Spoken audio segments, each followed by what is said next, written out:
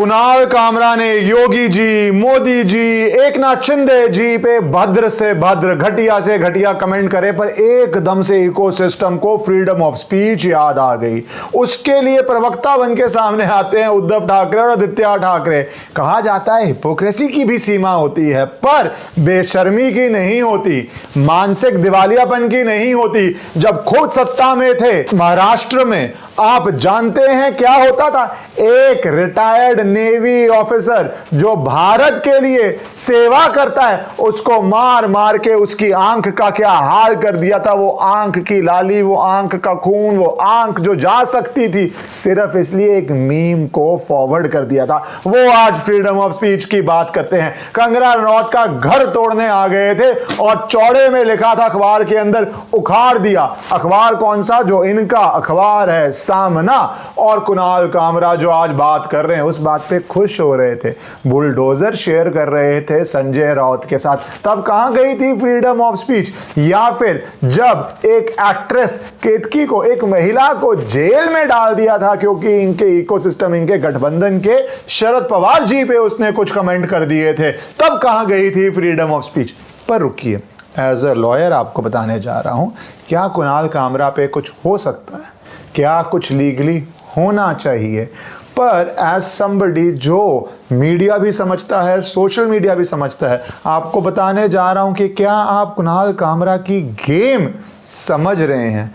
क्या आपको बुरा लग रहा है उसने जो कहा? योगी जी पे छोटा फैंटा कहता है, प्राइम मिनिस्टर मोदी को सबसे घटिया शब्दों में इंसल्ट स्लैश अब्यूज करता है, एकनाथ शिंदे जी को बहुत कुछ बोलता है, पर क्या रिएक्शन चाहता है वो? उसका बेनिफिट हो रहा है? ये सब भी आपको सोचना पड़ेगा। आपके क्या कमेंट्स हैं फ्रीडम ऑफ स्पीच को लेके? नीचे जरूर डालिए, पर डालते समय एक बात सोचिए, जो फ्रीडम ऑफ स्पीच आप कह रहे हैं वो सब पे लागू हो रही है या सिर्फ कुछ लोगों को विशेष फ्रीडम ऑफ स्पीच का अधिकार मिल रहा है? हुआ क्या, एक सो कॉल्ड कॉमिक क्लिप है, कॉमिक क्लिप नहीं है, ऐसा लगता है किसी पॉलिटिकल पार्टी ने लिखा है और आपने बोल दिया है, पर आप अपने आप को कॉमेडियन कह लें और उसके बाद उसको आगे करें तो आप बोलते हैं मैं तो स्टैंड अप कॉमिक हूं, मैं तो मजाक कर रहा था। बुरा लग गया तो क्या हुआ, मैं तो मजाक कर रहा था। पर ये मजाक पे जब उद्धव ठाकरे आते हैं उससे पहले आपको पता होना चाहिए 12 सितंबर 2020 Madan Sharma, navy officer, brutally beaten up. क्यों? एक कार्टून व्हाट्सएप किया था, कोई पब्लिक में नहीं गए थे, कोई लाखों करोड़ों लोगों को जैसे कुणाल कामरा ने पहुंचाया, नहीं पहुंचाया, एक व्हाट्सएप था, चंद लोगों ने देखा और आदमी की ऐसी हालत कर दी कि उसकी आंख भी जा सकती थी। क्या हुआ? सालों के लिए जेल में गए वो गुंडे? नहीं गए, नहीं गए, नहीं गए। थाने से ही शायद छोड़ दिया गया था, बेल पे, बेलेबल ऑफेंस टाइप कर दिया, फिर बाद में बहुत शोर मचा, उसके बाद जो भी कार्रवाई हुई। या फिर कंगना रनौत जो सार्वजनिक मंच पे अपने व्यूज़ लगती थी, उनका घर तोड़ दिया गया और उस पर दुख नहीं हुआ, उखाड़ दिया कि हम सत्ता में हैं तो हम कुछ भी कर सकते हैं। आज आके बात कर रहे हैं कि क्या होती है फ्रीडम ऑफ स्पीच, आज आके डिफेंड कर रहे हैं। मैं अलग अलग प्रदेशों में जा ही नहीं रहा जहाँ पे मुख्यमंत्री एक के बाद क्या करते हैं, पर आप ये सोचिए, कुणाल कामरा जो बैठा सोच के कि मुझे हर व्यक्ति पे बोलना है, मुख्यमंत्री फडणवीस पे बोलना है, मुझे मुख्यमंत्री योगी आदित्यनाथ पे बोलना है, कहीं पे डायरेक्ट, कहीं पे इशारों पे, पर इस तरह बोलना है कि कुछ छुपता नहीं है, कहीं पे प्रधानमंत्री पे बोलना है, कहीं पे डिप्टी चीफ मिनिस्टर पे बोलना है। और उसके बाद एक रिएक्शन आता है जहाँ पे जिस स्टूडियो में ये शूट हुआ उसको तोड़ा जाता है। उस तोड़े जाने के ऊपर एफआईआर दर्ज हो चुकी है, जिन्होंने तोड़ा, वैंडलिज्म किया, उनको अरेस्ट कर लिया और सही किया। पुलिस का काम है कि अगर कोई व्यक्ति फिजिकल वायलेंस करता है, अपने हाथ में कानून लेता है तो होना चाहिए। पर कुणाल कामरा पे भी एफआईआर हो गई है, एफआईआर हो चुकी है बीएनएक्स सेक्शन 352 और 353 1B के अंदर। पर एक मिनट रुकिए यहाँ पे, क्योंकि यहाँ पे हमें फ्रीडम ऑफ स्पीच डिस्कस करना है। ये बात तो सच है, दोहरे मापदंड है। अर्नब गोस्वामी जब अरेस्ट हुआ लोग खुशी मना रहे थे, जो एक्चुअली में जर्नलिस्ट हैं, जिनका लंबा करियर है जर्नलिज्म का, जिनका अब उन्होंने बाद में चैनल फाउंड किया। या फिर जिस तरह केतकी जी एक महिला, ये वीडियोस याद हैं किस तरह एक बेचारी साधारण महिला को आप इस तरह जेल भेज रहे हैं क्योंकि आपको कोई बात पसंद नहीं आई। कुणाल कामरा जेल नहीं गया है और लीगली आपको बताऊं जेल जाएगा भी नहीं। आपको पसंद नहीं आएगी बात ये, पर ये जेल जाएगा भी नहीं क्योंकि इस देश का कानून है। तभी मैंने कहा आपको समझने वाली बात है। समझने वाली बात क्या है, मैं आपको पता है फ्रीडम ऑफ स्पीच का पक्षधर हूँ। मैंने क्यों उद्धव ठाकरे के आपको एग्जाम्पल बताए, उस सरकार के एग्जाम्पल बताए, और अलग अलग प्रदेशों में आप नीचे एग्जाम्पल्स लिख सकते हैं कि क्या होता है जब आप मुख्यमंत्री पे बोलते हैं या फ्रीडम ऑफ स्पीच एक्सरसाइज करते हैं।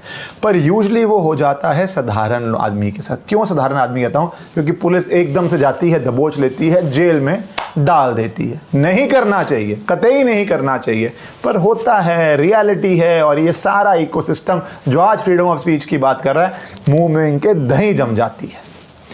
कुणाल कामरा केस में अब क्या होगा, यहां आपको समझना है। इस व्यक्ति ने सुप्रीम कोर्ट पे एक से एक भद्दे कमेंट करे थे।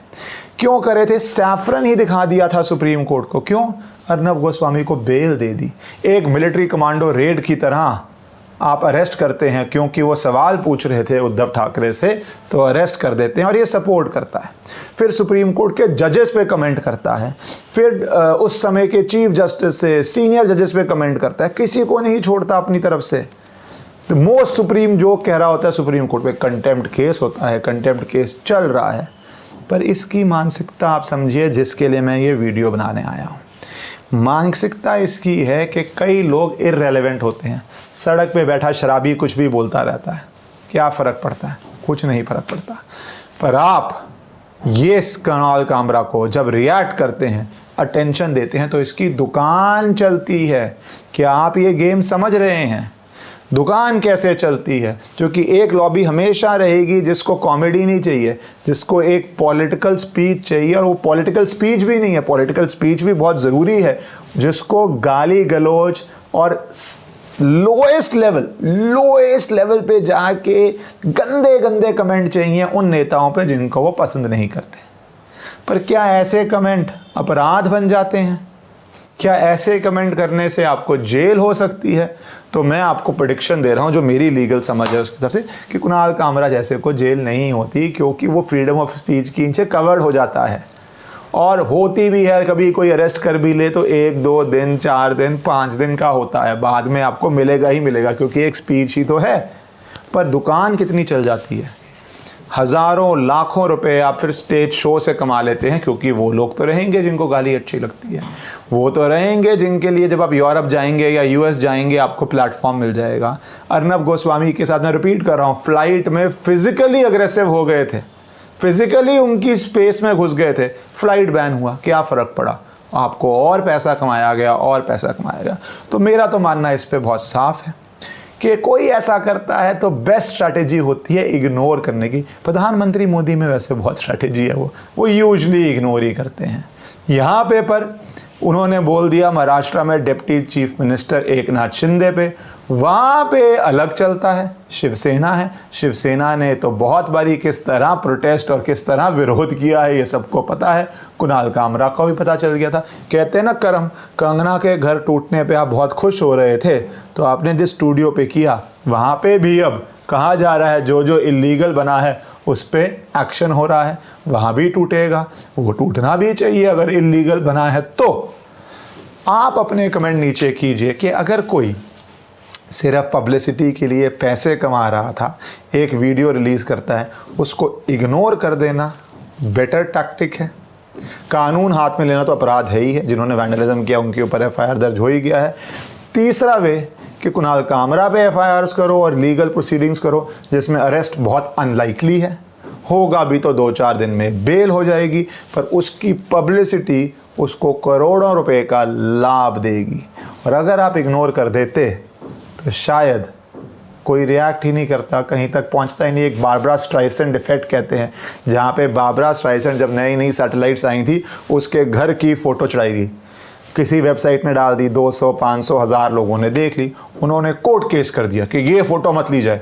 जब केस किया तो मीडिया में सुर्खियाँ बनी और वो लाखों करोड़ों लोगों ने देख ली। इसको कहते हैं स्ट्राइसेंड इफेक्ट, कि अगर आप किसी चीज़ पे वायलेंट रिएक्ट करते हैं, दबाना चाहते हैं, तो लोग क्यूरियोसिटी में ही देखते हैं कि हुआ क्या, तो क्या कुणाल कामरा असल में ये गेम खेल रहा था और ये सब रिएक्शन से उसकी गेम सफल हो गई और उसका बैंक बैलेंस बढ़ गया? सोचने की बात है। आगे भारत में फ्रीडम ऑफ स्पीच तो सिलेक्टिव है ही है। अगर आप राष्ट्रवादी बात करेंगे तो लोग चाहेंगे आपको अरेस्ट कर लिया जाए, जेल में डाल दिया जाए और तब सबके मुंह में दही जम जाती है। पर अगर आप मोदी जी, योगी जी, फडणवीस जी, बीजेपी के किसी मुख्यमंत्री या प्रधानमंत्री पे कमेंट करते हैं तो सबको लगता है ये तो सांस लेने जितना ज़रूरी है और ये तो होना ही चाहिए। आप अपनी बुद्धि लगाइए, इन चीज़ों से बचिए। भारत माता की जय।